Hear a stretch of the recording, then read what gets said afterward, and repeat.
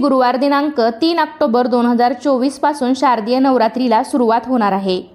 तर नवरात्रीच्या या पहिल्या दिवशी अनेक जण आपापल्या परंपरेनुसार, आपल्या कुळानुसार आपल्या घरामध्ये घटस्थापना करत असतात। घटस्थापना केल्यावरती प्रत्येकालाच असं वाटतं की आपले घट हे अतिशय चांगले आणि दाट उगवावेत, कारण काही जणांचे घट हे चांगले उगवतात तर काही जणांचे हे उगवतच नाहीत।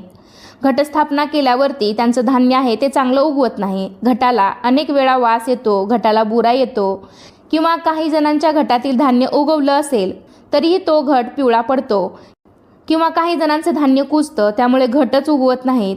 तर अशा समस्या अनेक जणांना येत असतील आणि प्रत्येकालाच असं वाटतं की आपले घट हे अतिशय चांगले उगवावेत, कारण घट चांगले उगवण्यामागे सुद्धा काहीतरी चांगले संकेत असतात।